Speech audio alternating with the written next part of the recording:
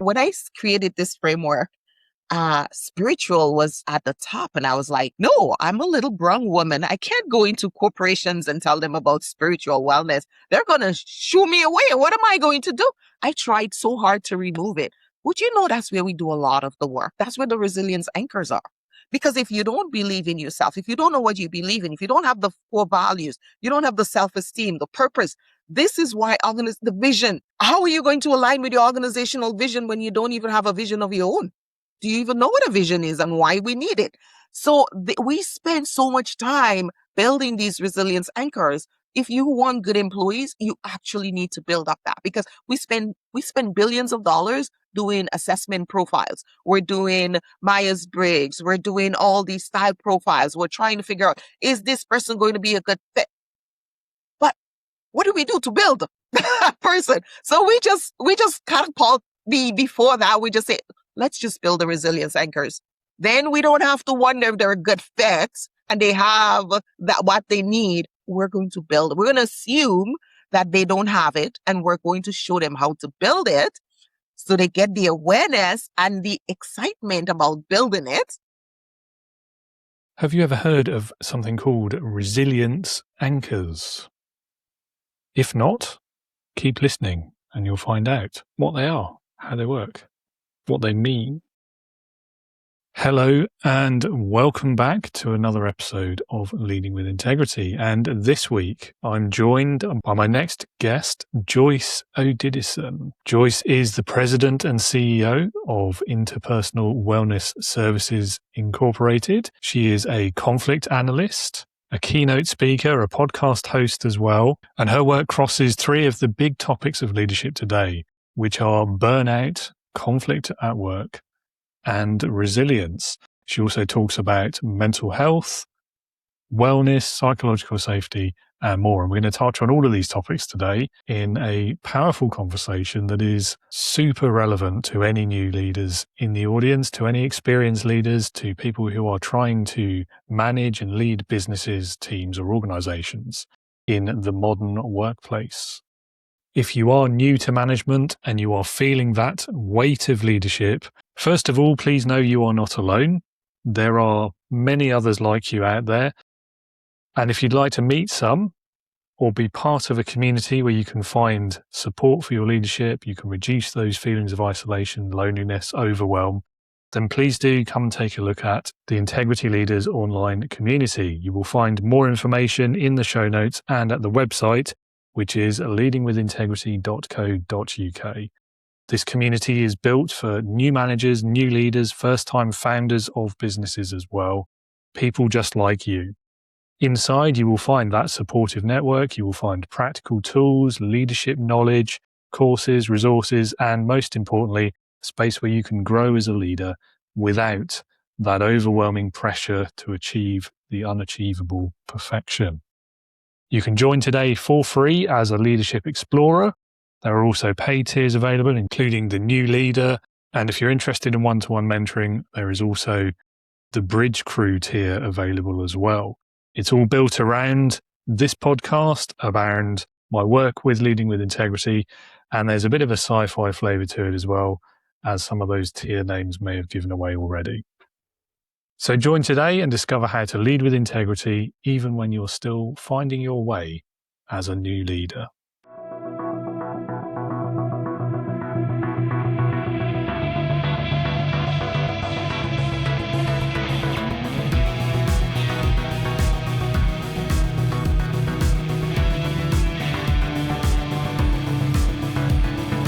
Welcome to the Leading with Integrity podcast. Leadership talk for the modern manager. With your host, David Hatch. Joyce, welcome to Leading with Integrity. It's lovely to have you on the show today. David, thank you so much for having me. It's my pleasure to be here. Oh, well, likewise. Thanks for being with us. And to kick us off, over to you. Sink or swim moment, I guess. Push you into the deep end. Other metaphors also available. Tell us a bit about yourself, your career so far, what you do today, and why you do it. Okay, wow, that's a lot of questions all in one, but it's easy. If you, my name is Joyce Odidison. I'm founder of Interpersonal Wellness Services Inc. My background is that I've been a conflict analyst for 28 years, and my work allows me to be in the what I call the underbelly of workplaces. I get to see what's happening, what's causing the tension and the friction. And I've spent most of those years working with larger organizations. I do work with federal institutions, federal organizations, agencies, Health Canada, Treasury Board, Province of Manitoba. And what I see is that many times there are conflicts happening in the workplace, and I get called in. There is harassment, there's bullying, people are not talking, the leaders having problem. And I created my company almost 30 years ago to address that. And during that time, I started what you would call more of a transformation as I see the challenges, changes. And if we look back over the decade, the issues are not necessarily different. It's the way they're being presented and the systems and structures around it. So I pretty much work with leaders to ensure that their team can perform at a high level, even under pressure. Because what we find is that most times when those conflicts are ripe and we're seeing a lot of frustration, it could be due because changes that are happening in the organization. Sometimes it's a change in leadership. There may be pressures that's ongoing in the organization. There may be different systems issues. So as a conflict analyst, I go in to say, why is this conflict happening? And what is it telling us about your team right now, about the system, about the organization, and unfortunately, about the leader?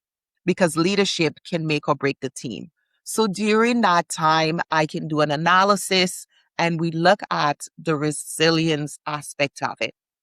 Over the years, I've created what I call the Resilience Intelligence Platform. It is a SaaS product where we bring in teams and we get them to measure their resilience on 9 dimensions. So each person in the team, because we were going in and we were doing work with teams. And we would do all this team building and we would do all this thing. And then 2 or 3 people would fall off the crack. Or it's the leaders will tell me, Joyce, it's just this one person. It's never just one person. It's the system. It's how they are interpreting what's around them. And then it's their resilience anchors. So through these 9 dimensions, we're able to identify the resilience anchors for each member of the team. So they can identify where their anchors are low. Because when you start to do things like trust building, you get people, good communication, you need some anchors for those to lay on. Because not everybody, you wonder sometimes, this person went to a workshop and they came back and they're doing better. This other person went to the same workshop and it's like nothing happened. They didn't leave the office. And that's because their resilience anchors are different. We all have different levels of our resilience anchors. And when we put learning where there are no anchors, it's like building your house on the sand. When the wind blows, it shifts, it falls back down. And when we build up the resilience anchors for team members, then everybody are able to thrive at a better pace and we get more successful teams that can thrive even under pressure. So we really focus on building resilience for teams that will reduce the conflict, the burnout, the stress, the agitation and the tension and sustain performance. Wow. Okay. So, I mean, there's 3 hot topics of leadership in there already, particularly things like burnout, which seems to, I don't know, seems like it's getting worse and more prevalent in the last sort of 5 years or so. Maybe it's just a change in terminology. I don't know. But so the other 2 being resilience and conflict. My first follow-up question has to be like, what's the most memorable conflict you've ever encountered in your work? Which is a bit of a cheeky question, but I'd love to know. What a question. There are some I never want to remember. There are some, but some of these, it sounds like they're seared on your brain. I think one of the ones that was more, actually, it's not even that recent. It was one of it's where it makes no sense whatsoever. someone had asked someone to stop doing something to them. There's a team, and the other person said, I really don't like that. Would you stop it? And the person said, you have no right to, because I feel picked on, or I feel harassed. Oh, well, how dare you call me a harasser? And I was like, really? Am I being paid for this conversation? And it's those things where you start to see this person who's received this message has no resilience anchors, no ability to reflect on what they've received and say, oh, it sounds like what I said to you was triggering or upsetting, and you would like me to change that. What would be an alternative? It was like, how dare you complain? So these are the ones you see, and you're just like, and the leader is like, Joyce, I need your help. And I got one team member bawling and the other one just mad at the other one. I was just like, what is going on? So you see the silly ones. And then, I mean, there are the big structural conflicts that are really important. I remember one, I worked with a hospital, and in the hospital, they had the doctors. So it was mostly immigrant doctors working in that hospital, and they were Canadian nurses, established nurses, very experienced nurses. And there was a doctor-nurses conflict. And that spread through the entire community, the entire facility, the clinics, all the surgery, the wait list. And people don't understand how insidious conflict can be. Because what happens is people take sides. We have nurses on side with the doctor, nurses were together, and we have doctors. And I'm like, hello, there's sick people here. Because it makes no sense. The people are in the conflict, and conflict takes over. It has its own energy. And when we get into these types of conflicts, we forget that we're on the same team. We forget that what the overarching goal is to help people get well and heal people and have surgeries and it's, yeah, there are so many, but those are the two that stand out. There's some parallels to politics there, which we probably shouldn't touch. But maybe not today. Yeah, it's but that whole, like, the reaction to being asked not to do something, that whole thing of like being accused is worse than the actual crime kind of thing. Mhm. It seems like a part of modern culture that's just a bit broken to me. It is, Like, and I call it the resilience deficit. It's like we no longer have the capacity for reflection. When it's like we're so burnt out, so empty, and when someone say, I don't like this, instead of responding to that person and being, practicing some humility and saying, thank you for bringing that to my attention. I wasn't aware. Because we all get in our heads. I mean, I always say to my family, I said, you know what? In another world, I would be the absent-minded professor just doing my work, because sometimes we get into our heads and we don't realize how what we say and what we do can impact others, right? And people have their own impressions of what you're saying. And so when they tell you that it's not what they expected or that it hurts them, it's your responsibility. Well, thank you for telling me that. I didn't know. And that wasn't my intention. And let's get into a healthy conversation.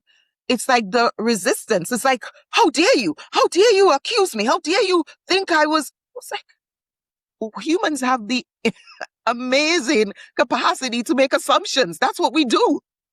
So thank you for telling me your assumption. Thank you for being so gracious to share with me what your mind was, where your mind was going, so I can ease you from the burden and prevent you from demonizing me.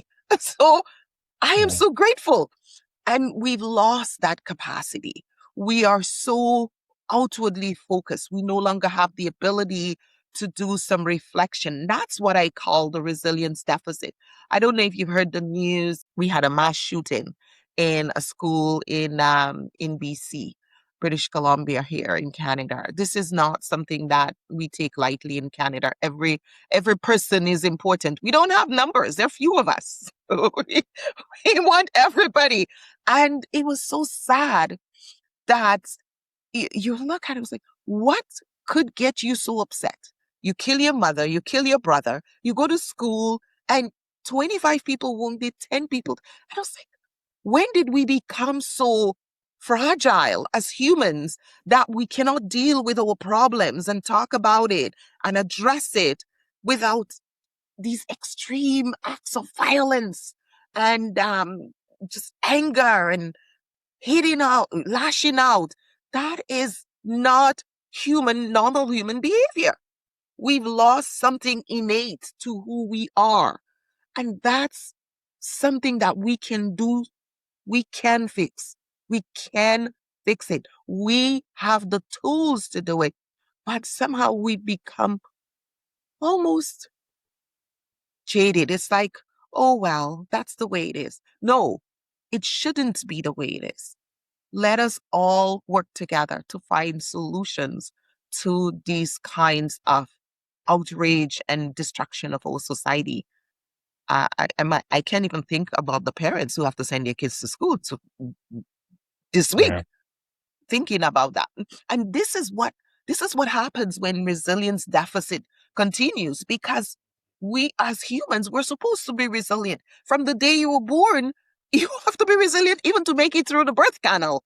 So when you start losing your resilience, you no longer are able to function in society.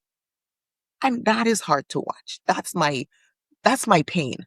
Went down a bit of a dark road there, but I see where you're coming from. And I do agree with you. I think, that empathy point is, I don't know. It'd be easy to like blame social media or like the consumer culture or the ever decreasing attention spans. And I'm sure technology has a part to play in all of this, and the algorithm and the way it presents information to us. And it's all part of the program. But there's also, here's what I see, David, in the workplace.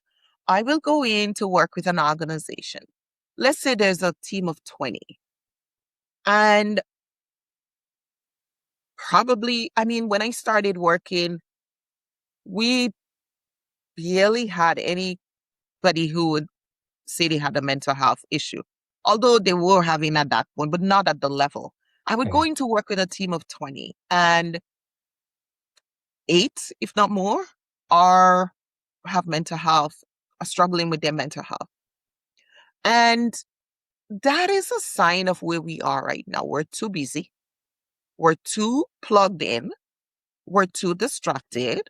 We have very low attention. These are all things that are fixable. And working with that team, I have to look at the individuals as to where they are at and help them to get to a baseline, because just like all 5 fingers are never the same length, everybody is not going to have the same level of skills. So if you have a team of 20, some people may have come from a home where they learn manners, they learn, speaking in turn, they learn how to share, they learn how to negotiate, how to communicate. And then you have a whole range of others at different levels. And in order for your team to get to that place, you need to provide them with some basic building block. I sometimes say we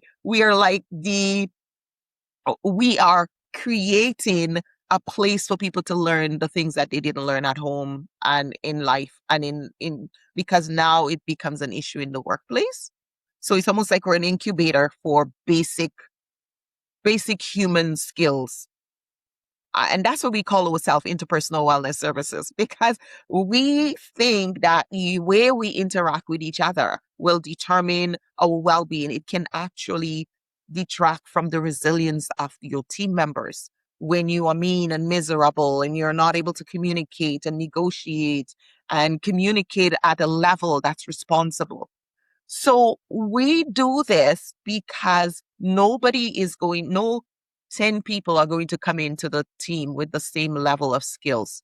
Those basic, what we call resilience anchors, understanding who they are, know they have a good, healthy self-esteem, know their purpose, know their vision, know their values. I ask people, grown adults, what are your values? And they look at me blank. Values, right? We're not having the right kinds of conversations, even at the dinner table with our children. You should be asking your kids, telling your kids, these are our family values. This is why we have these values. These values and these rules are there to protect you. These are how you set boundaries with your siblings so that you learn how to do it in school and you know how to do it when you get to work. These are basic skills that a lot of people just either didn't have, and the pressures of life, when pressure comes in, right, you don't have the capacity to actually stop and think and to pause. So we see it in just rampantly creating challenges at work. And leaders are pulling their hair out and they're like, what am I going to do, Joyce? Why don't these people just behave? Why don't these people just do their work? And it's because they are lacking some basic tools, that the foundation. If we can just give them the foundation, clients will say to me, Joyce, I have lived for 45 years. Why didn't I learn this? My life would have been so much better. I would have been further along in my career had I known these before. Nobody is teaching these things. And you ask the question, why? Because it makes life so much easier. People are so much more successful when they have these basic skills to move through life. Yeah, again, I don't disagree with you. I think, even I'm a few years behind you, I think, but even when I entered the workplace, so there was no conversation about mental health. Nope. Conflict was just like a fact of life, except it was more that sort of stealthy conflict, because what it ended up in was whatever the boss says goes. It doesn't matter whether you agree or not. So that's kind of the sort of inside your head, you're conflicting with that, but you can't really do anything about it, so you just live with it, sort of thing. And I think that was very much the same with like the mental health conversation and with other similar issues you've talked about there, where if there's no conversation about it, it will never be resolved. But the conversation was clearly never going to happen. And for me, it's only really been sort of the last 5 years, if that, where I've seen this starting to get more open in terms of the way it's acknowledged, the way it's discussed. The stigma around mental health is kind of not quite gone, but it's certainly like you're not afraid to talk about it because you might break your career anymore, like you would have been like 10 years ago. And similarly, like conflict is something that people are more, I don't know what the right way of saying this is. I wouldn't say people are more like pro-conflict, but they're more pro talking about it, if that makes sense. People don't kind of just let it get swept under the rug as much as they used to. And if it's handled right, that's a good thing, surely. Well, you can't have healthy relationship without some conflict, because exactly. For your relationship to grow, conflict is a catalyst for change. It really is a signal that my needs and interests have changed in the relationship. Without conflict, we would stay stagnant and never grow, and we would stay in the same way all the time. So if your team is having conflict, an analyst would say, what is the conflict telling us? What needs to change? Where have the team grown? Where do we need more resources? Right? It's looking at the needs and interests. It's where our needs and interests are no longer aligned and we're now competing for scarce resources. That could be time with your manager. All of a sudden, your manager's gotten very busy and doesn't have as much time. And so you don't have that open door anymore to go and share thoughts and ideas as they come to your mind. So maybe you're just sharing them in the lunchroom now, and people are offended by them or think right? Make assumptions about what you're saying. Maybe you start feeling that the boss doesn't like you anymore. You're not as important. And so it could be time, it could be resources, it could be attention, it could be we're humans are just big kids, right? We still have those same basic needs. And when those needs are not being met, it could be status. Maybe I want to be promoted. When those needs aren't being met, we have that conflict that happens, that agitation, that friction. And so we need to see that as normal. And we know that any healthy team is going to have conflict, but it's how they work through the conflict. When they have the resilience anchors, when they have the skills, when we build up their professional self-esteem, when they know who they are, what their values are, what they believe in, what their purpose is, what their passion is, they can, and they have the ability to communicate effectively, they can articulate their needs and interests and advocate for why they need this particular resource at this time to further their work and be more successful and help the organization to be more successful. But when they lack that, how will they? Right? It's now resentment. It's now jealousy. It's now envy. You're getting what I want, but I didn't ask for it. Right? I don't know how. So I am thinking by bullying you or name calling you or shaming you, I'm getting one in because you got something over me. And these are what we're seeing in the workplace. It's not huge. This is the reality. This is what's taking energy and focus away from being productive. Yeah. So there's two words or phrases you've used there that I'd like to go back to. The first one was assumptions, and the other one was that those tools to communicate. So if we go back to that example you mentioned near the beginning about the reaction to being accused, and I think there's two sides to that when it comes to the way that conflict is communicated, isn't there? Because if the person who feels wronged is communicating that in a way that whoever it is, perpetrator, whatever you want to call them, the other side of that is then going to perceive it as the accusation that they've done something on purpose, then of course they're going to react in the way that's offended. So I think, there's assumptions on both sides there. Yes. And yes. Both sides could be resolved there through better communication and just having the skills to talk about it in a different way.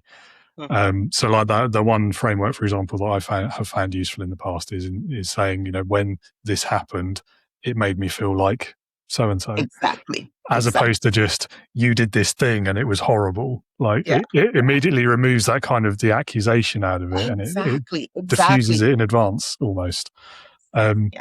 So perhaps that leads nicely into the next question, which is, I think you've mentioned it already, but your approach, your resilience mapping and the way that you work. Can you tell us a bit more about it and perhaps give us a bit of insight into how it works so that maybe somebody in the audience could start using it today? Okay. Well, it's very interesting. I started working back in 2006. I created a model and I was looking at people coming in with conflict, and it's not about the issue. It's all these underlying things that we're dealing with that's creating the conflict in their mind and the way they respond to the conflict. And I started looking at a way to share them. And I came up with these 9-dimensional framework. There's a spiritual, social, emotional, occupational, intellectual, environmental, financial, physical, and interpersonal.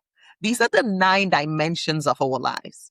And when we are not doing well in those areas, we lack the capacity to negotiate through life appropriately. And that creates more conflict in our teams, in our relationship with our spouse, in if we're in a membership, in our community in some way, this becomes an issue.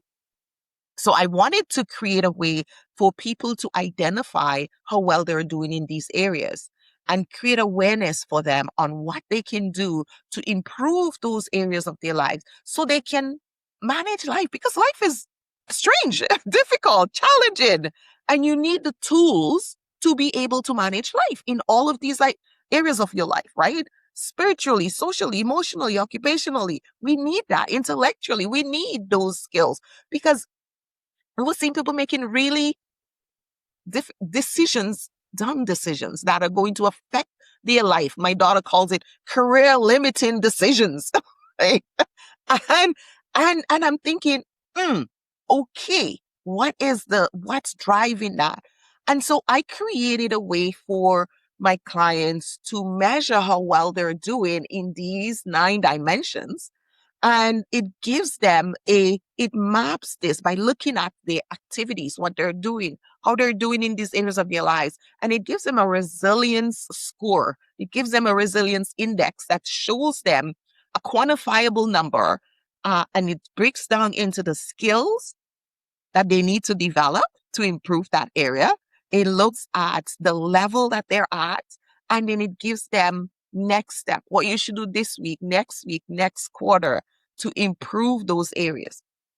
And so we created the Wiz Resilience platform because the whole 9-dimensional tool is the whole wellness improvement and keep making your life well. We call it the Wiz Wellbeing Intelligence System.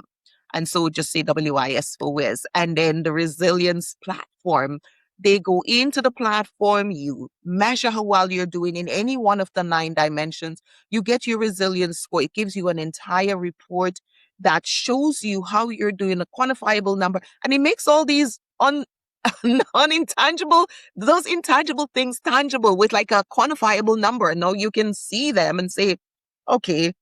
And so when I coached, like yesterday was a full coaching day, and clients are going through their resilience index, and they're like, yeah, I hadn't thought about that before. This is something that I know, but I really didn't give it the thought, and I didn't see how it was affecting my conversation with my boss and what I'm thinking and how I'm assuming, making assumptions based on that. And this is the connect. I love that. I love seeing people make connections for themselves, because now you're empowering them with skills and the mindset, the knowledge to make those differences. Clients will say to me, I had a leader who said to me when we first started working with him, he said, Joyce, this has opened a part of my brain that was shut, but it will never close again. So that's the thing. And I remember that because he says, you've opened a part of my brain that will never shut again. Because yes, once you open up that awareness, people have new tools and the brain says, yes, no, this makes sense. This is what I need to do. And you now have skills that are applicable in all the areas of your life, at home, at work, in your relationships. You know, I was working with a bunch of government leaders, and we put them through the relational leadership program. And they also get to do this.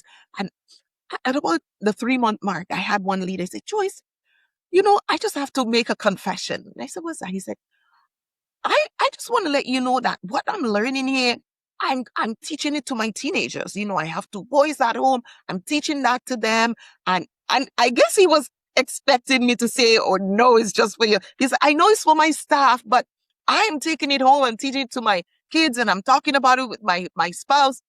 And I just smiled at him and I said, who else in the room is doing the same thing? And they all put their hand up and said, you're in very good company. That's exactly why I do the work that I do, because it's more than just in the boardroom. It's more than just in the workplace.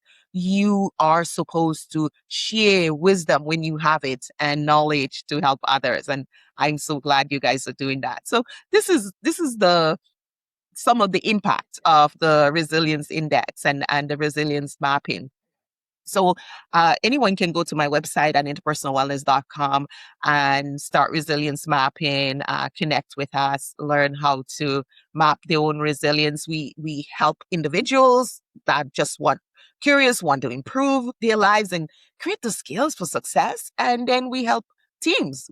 I spend a lot of time with teams because I can multiply myself when I work with a whole team. So I love working with organizations. We've worked corporately, but clients have been telling me, actually, we had this amazing project. It was 2003. The Ohio State funded a mental health program, and Miami University was the lead on that. And they're called Miami University, but they're actually in Ohio. And so they were looking for a model to create wellness programs for 75 schools across the state. And they saw me at a keynote and approached me and said, we need your model. We want you to lead that. So I was able to provide that foundational theoretical perspective and the 9-dimensional approach that they were able to use, and train and facilitate 21 facilitators for that pilot project to take through the states. And, it's been approved. It was successful. Now they roll it out across the state. Those are the things that excite me about giving people tools. And these facilitators were social workers. They were lawyers. They were all professionals. And to get the feedback from them that this tool makes so much sense, and it was the missing link. Now they have the ability to take their experience and knowledge and share that with their clients and with their program. And that's why I love the work that I do. Yeah, fair enough. And I think that comes through from how you talk about it as well. And what a lovely bit of feedback as well from the guy saying, I'm teaching this to my kids. I mean, you can't do much better than that, can you? You can't make it up. I know, you're just like, yes. I'm done. Absolutely. Brilliant. Mission accomplished. Yes. Yeah. Mm-hmm. So what I love about that framework in particular is that it's kind of very anti that old-fashioned view of work. Because I'm sure everyone, I definitely have, has had one of those bosses in the past who's like, I don't care what happens outside of the workplace. That's your problem. You leave your feelings at the door when you get here. You know, I only want to see work David and not home David, whatever. You know, that sort of horrible, tired old cliche that is just, I mean, it's so old-fashioned. It's so unrealistic. It's quite oppressive. It's a little bit toxic. It's not very helpful to anyone, I think.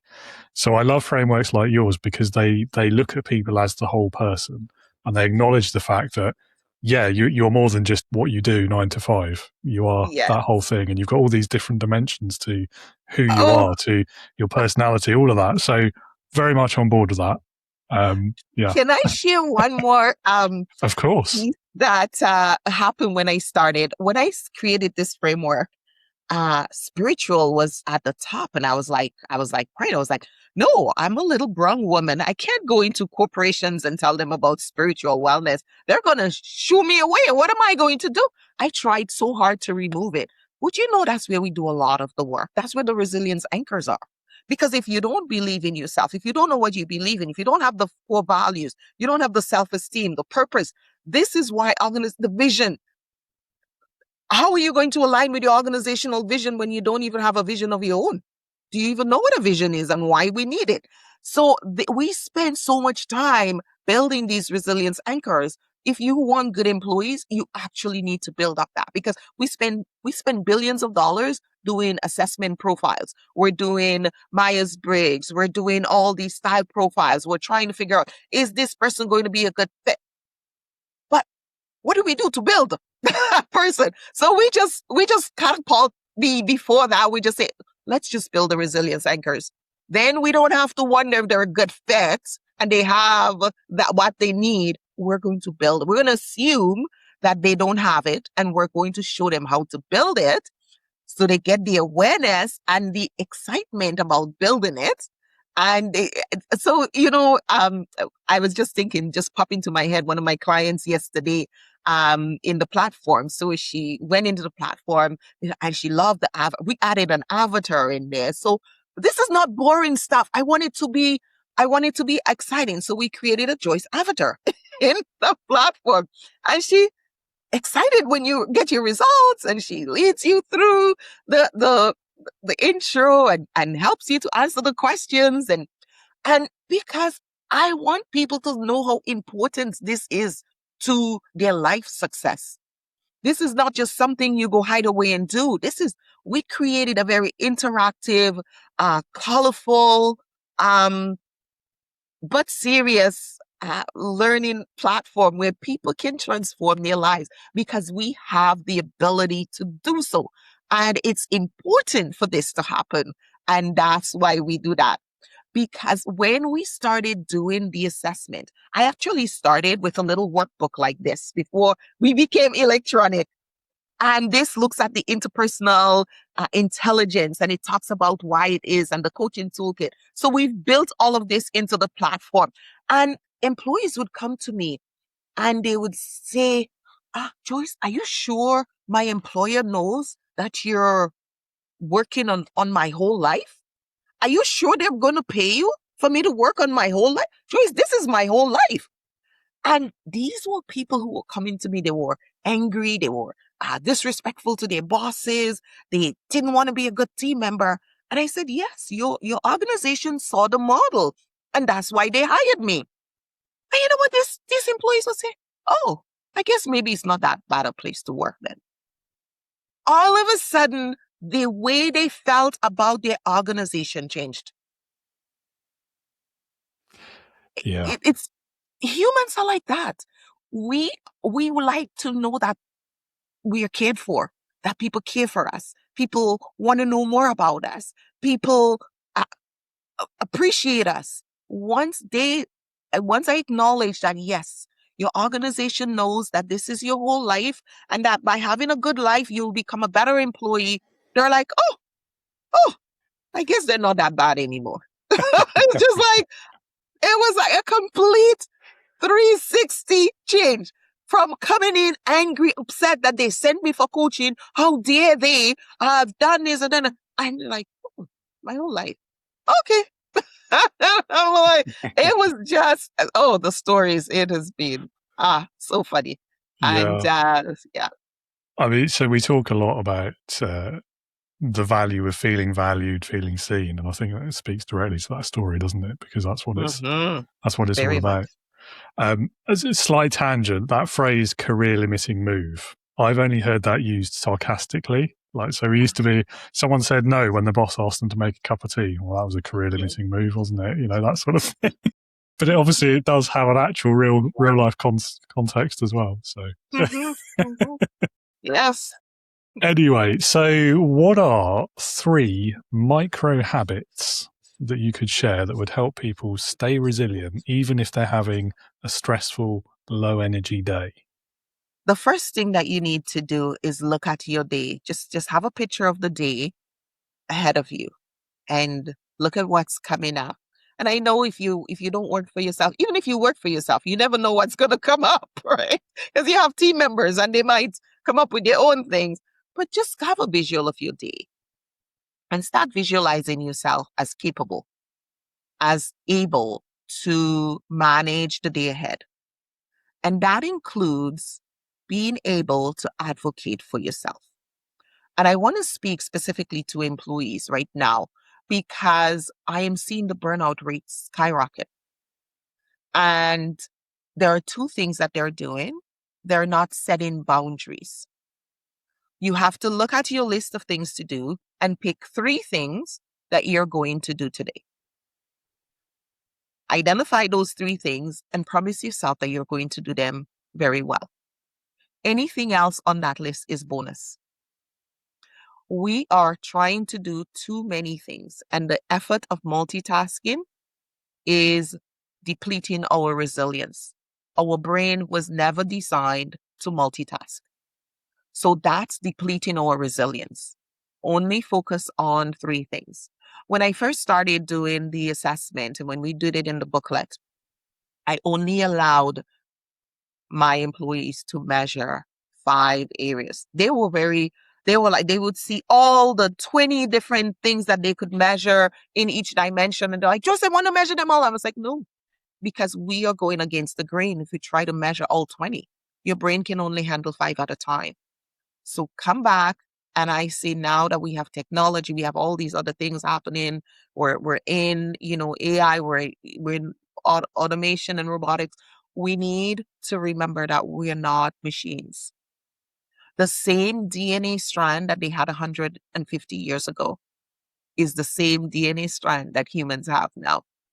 When there was horse and buggy, there was just a little lantern to see just where we go. That's the same DNA strand we have now. And we're frying it. We're putting too much bandwidth on this DNA strand that we have. So pace yourself. Create boundaries. Look at the 3 most important things that you can do today and do it. And at the end of the day, be grateful. Be grateful that you got to do 3 things well today because somebody died today. Somebody was sick today and it wasn't you, and you got to do this. You are ahead of the pack. Be grateful for what you've accomplished. Many times I see employees and team members like, oh, I only got this done. I didn't get this done. I have so much on my plate. And if you feel that there is too much on your plate, you have the right to advocate with your boss that can we please remove some of the things on my plate so that I can focus and enhance my focus and be excellent at the top 5 things on my plate. This is your responsibility. You're an adult. You need to advocate. This is called responsible communication. You're not going in there to complain. You're not going there to ask for sympathy. You're going to tell your boss how you can be amazingly effective by having no more than 5 things to focus on, but the top 3 priorities. And when your boss comes and say, Joyce, Harry, Sally, whatever your name is, we have an emergency. I need you to do that. Stop, take a deep breath, and said, okay, I just heard you. Can I ask you a question? What on my list right now should we move back in priorities so that I can take this on? That is your responsibility. Don't come complaining that your boss dumps things on your plate. You have to advocate for yourself in a responsible way. That's your job. So the micro practices are very important. Before you do that, take a deep breath and remember who you are, what you believe in, what you're passionate about, and what your purpose is. Once you know that, you will be able to act from a place of strength and conserve your resilience, because we are wasting energy every day trying to do everything and be everything to everyone and not fulfilling that. So stop and take a deep breath. Remember who you are, what you've been called to do, and ask yourself, what are my top 3 priorities today? How am I going to do them superbly? And what do I need? What resources do I need to have them done the way they need to? Who do I need to talk to? Who do I need to connect with? Who can be an advocate for me to get those things done? Who can I collaborate with? And how can I help others? Because you help others when, as a part of a team, you help your team every day when you do your job well. And you help your boss by just doing your job well, doing your 3 things well. And reducing those distractions, because it's very, very important. You can take 2 hours away from your phone.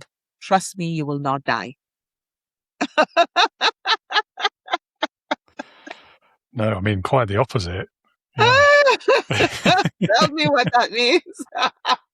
Well, that kind of phone first mentality, I guess. I don't have any evidence for this, but I don't think it's good for long-term health. Oh, absolutely, 100%. Hence, quite the opposite. Because we give so much energy to the phone and to these mobile devices, right?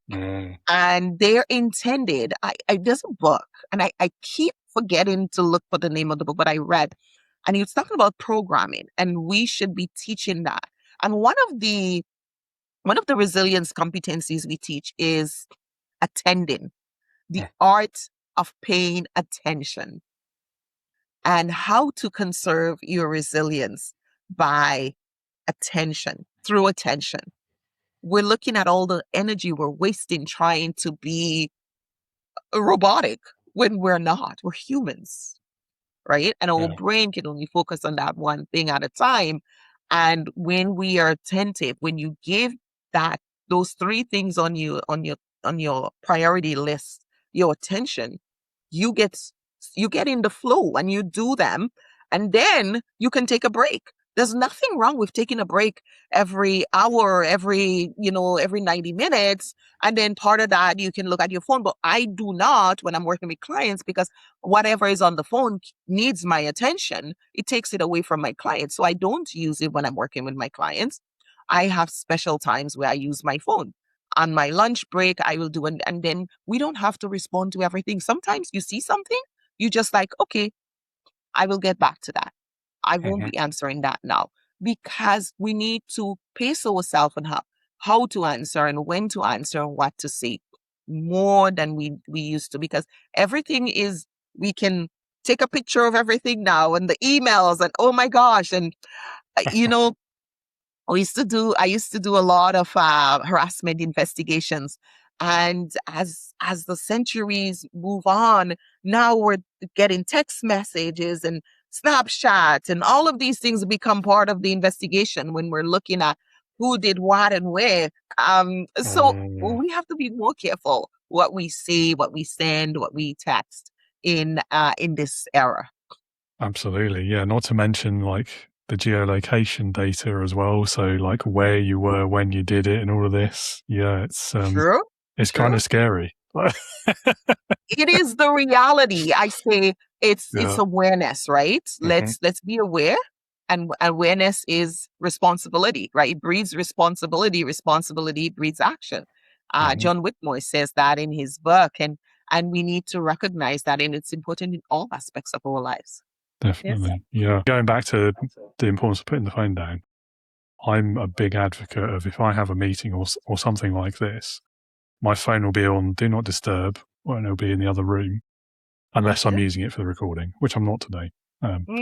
Yeah. But even then, Absolutely. like it defaults to do not disturb, so it's not going to bother you while you're doing it. And I think that's, for leaders, I think that's a really important practice. And for me, it's a learned behavior from seeing someone do the opposite and feeling the impact that had on me as a follower. And We it need to doesn't feel learn. good if the boss is sat in a room and you're having a conversation and they're just sitting there Yeah. not really listening, and you can tell they're not listening. And yeah, I've had so many employees complain about that, David, yeah, where I went in to talk to my boss and he was writing emails and texting and he's like, I felt so disrespected. I mean, your employees are humans. They're yeah, people. How would you like someone to do that to you? So it's very important to do that. yeah, yeah. I mean, it's just rude, isn't it? Like it's It is it's not so it's rude. not very polite, just at a It's not. human to human level, like taking all the workplace dynamics out of it. It's just Mhm. rude. It is. It is. It is rude. Yes. So on the subject of burnout, then we've sort of touched on this already, and we've talked about it from the employee's perspective, and there's some great advice you've given there for people who are struggling with Mhm. these sort of issues. From the leader's perspective, then, what are some practical steps that leaders can take to make sure or do the best they can to minimize burnout among their teams? Actually, many of the leaders themselves are burning out because they're carrying a lot of the emotional burden of the conflicts, the poor communication, the tension of their team. They don't have the resources. They don't know how to do that. And this is one of the reasons we did our relational resilience for leaders, teaching them how to deal with those relational issues, because that's the hardest part of having a team. Is the relational issue, having to tell your team member to do the same thing over and over again, doing the SOP, but even that, no, not the have the procedures and the policies and still finding that people are not following through and getting, because they're all coming at a different level of with those resilience anchors, being able to negotiate life and making sure. So leaders are working with people from different stages, and they need to stagger their attention. So first of all, if you're a leader and you're finding yourself carrying that emotional burden, get help. Start to recognize and equip your people so they can make decisions and they can also make good decision, because that's the biggest fear of a leader, is giving people the autonomy to make decision and they make poor decision. So equipping them to make good decision. Secondly, you need to look at the volume of work. I get some employees who say, because I'm a doer, I get all the files, I get all the work. Being conscious of that, because when your strong people are overwhelmed and burnt out, now you got pretty much to go back to square one. So protect your people who are strong. If you have people on your team who are high performers, make sure you're protecting them. They're always coming to you. They want more to do. These are the A-type people. They can't sit still. They want to do more. They want to be part of. They want to know what's happening. They want something else to do. You need to help them to create boundaries and to identify the 3 things that they're going to do really well. And then to go back and reflect what was the learning on that. Go back and do a summary. What are some things you learned from that? What are some key elements we can pull out from that for teaching the other members of your team? Instead of giving them another task, try to use that knowledge within your team to build your team, because we get so excited as leaders. I have a strong person. Okay, that person can take that. I can put that. And it's so exciting because you have somebody who can actually do something and get most of the stuff done, but we end up burning that person out.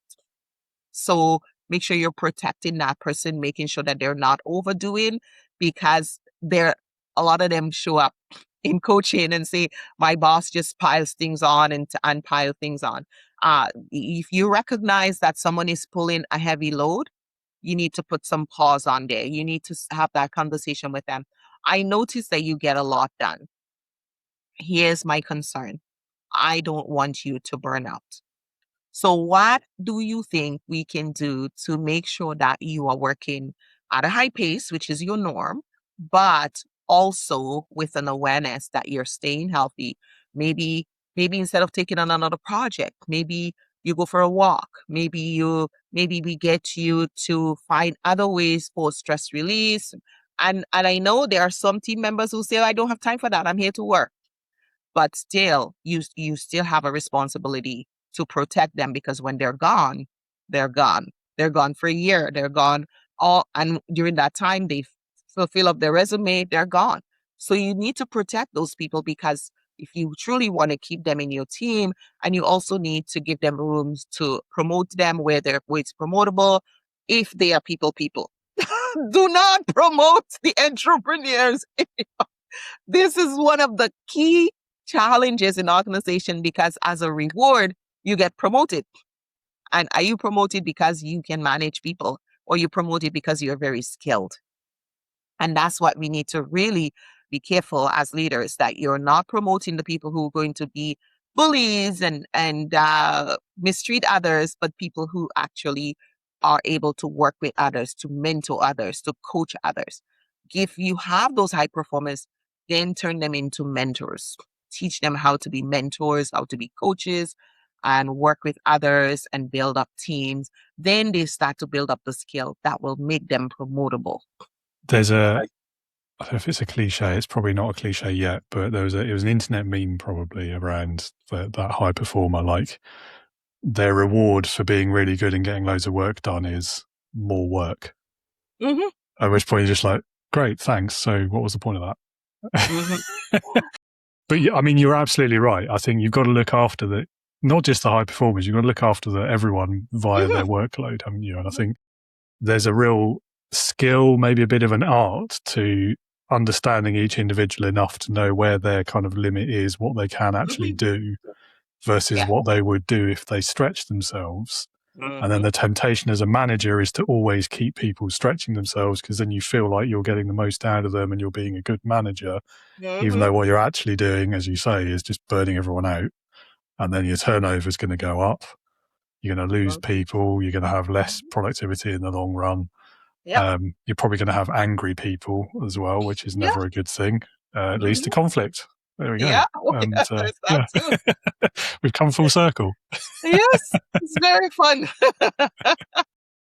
So, I mean, thank you for all of the conversation so far. We've covered some great topics there and gone into some real depth, and you've been given some really useful advice for leaders and followers in the audience. So thank you for all of that.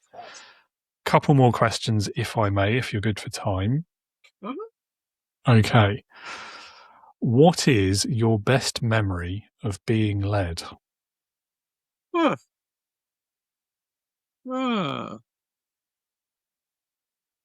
That's a good one. I had a boss once when I first went into the corporate work. She could see your ability, and she knew that I was a high achiever, and she gave me room to grow.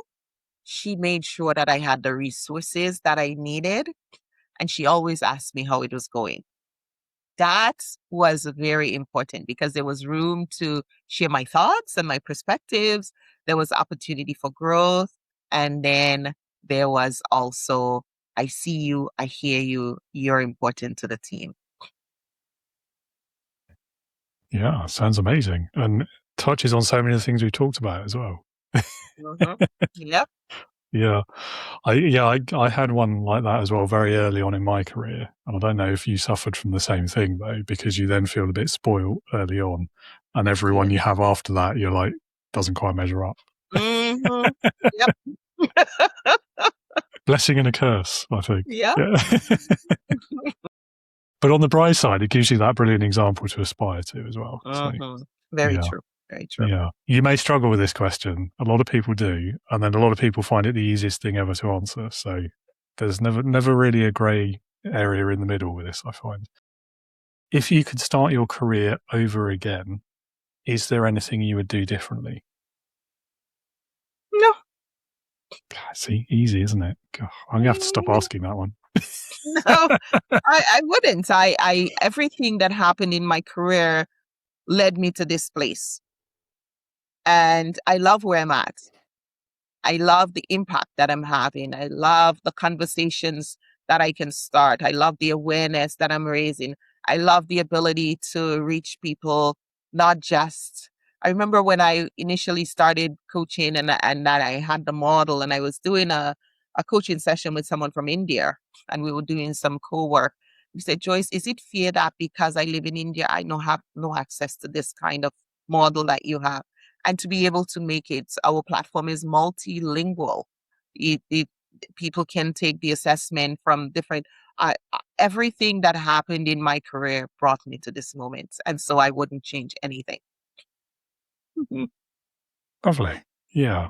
I think I'm fortunate. I only have conversations with people who are happy with their career and the way it's turned out, because that seems to be the most common answer.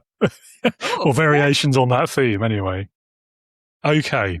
Final question. This is my favorite one. No pressure, but it's called Leadership Heroes. Leadership Heroes. So if you had to pick one person, but it could be literally anyone you can think of. So they could be alive or dead, past or present, real or even fictitious, if you're feeling a bit crazy. But it's got to be someone who, in your opinion, would perfectly embody leadership. So who would that be for you and why? That's a good question. And the person that comes to mind is Paul. In the Bible, you read of Paul. He was passionate. I love passionate people. He was so passionate and zealous for what he believed in that he started killing, persecuting the early Christians. And then when he got the encounter with Christ, he switched and he took that same zeal and passion into telling others about Christ. And I love, and he was also very blunt. He said it as he saw it. He was faithful. He was resilient. That there is just so much of his personality that I admire, and I think I see also in myself, and I strive to be. And he never apologized for being himself. He only wanted to model Christ. And that was the thing that I just love about him, that he wasn't a people pleaser. He knew what he believed in and he acted on that. And I think the world would be better if more of us did that. Yeah, there's a lot to be said, isn't there, for not just knowing your values, but having the courage of conviction to stick to them and live by them. Yes. And I agree. I think more of us in the world, certainly more leaders, need to be better at that. And I think you get bonus points. Pretty sure nobody's chosen him before. We do get Jesus quite a lot in that question, but I don't think anyone's chosen Paul before. So yeah, bonus points. Well done. Lovely. Well, Joyce, thank you so much for this conversation. I've really enjoyed it. And it's been educational for me as well. And I'm sure for everyone in the audience too. So the last small thing I will ask you is if anyone wants to learn more about you or perhaps work with you or have a go on your platform, where can they go? How do they do it? They can go to interpersonalwellness.com or joyceodidison.com. Either way, they will still find us. We're all connected to the Resilience platform. Send us a message. They can actually purchase the Resilience Index right on the website as well. That's where we are, and easy to find. I'm also on all the social media platforms. I'm on LinkedIn. I'm on Instagram. I think I'm also on Threads, Facebook, and Twitter. And I believe I have an account on even TikTok. So yes, Lovely. we are there. Yeah. Excellent. Well, I'll put a sprinkling of those links down in the show notes so everyone can find them easily. Yeah. And that's all we've got time for. Thank you so much again. Have a great rest of your day. You too. Be well. Bye. Joyce, thank you so much for a generous conversation there. Some big topics, and I think we skirted around some of the controversies quite well. We just about avoided politics, but I think there are important and meaningful lessons there for everyone in the audience, whether you're a leader with 20 years experience or 20 weeks or 20 minutes, there is something in there that you can learn about dealing with people in the workplace. So I hope whether you're listening or watching that you found that useful. Thank you for being with us today. And do please check out the links to Joyce's website, find out more about the work that she does, perhaps find her on LinkedIn as well. And if you are enjoying the show, you've enjoyed this episode, and you want to go deeper into that real messy human side of leadership, the growth moments, the mistakes, the lessons, and so on, then come and hang out with us at the Integrity Leaders community today. Visit the website. It's leadingwithintegrity.co.uk. It's on the screen and in the show notes, so you can find it very easily. Do visit the homepage. There's a fair amount of info on there. There's some articles, resources, there's free stuff that you can download. There's my free quick start guide to leadership. There is the Leadership Heroes quiz, which you can take as well. And once you've finished with all of the free stuff, do click that green button on the homepage and come and sign up to the community as well. It's a people-first, sci-fi flavored leadership community for anyone who wants to be able to lead and manage with more confidence, more clarity, and most importantly, with integrity. Even if you're not thinking of yourself as a, quote, real leader yet, perhaps that's all the more reason to come and find out more. That's all I've got for you this week. Thank you again so much for being with us. And I hope you'll join us again next time when I'll be talking motivation, psychology, gamification, and more with my next guest, Roman Rakwitz. So until then, have a great rest of your week, and as always, be a leader, not a boss.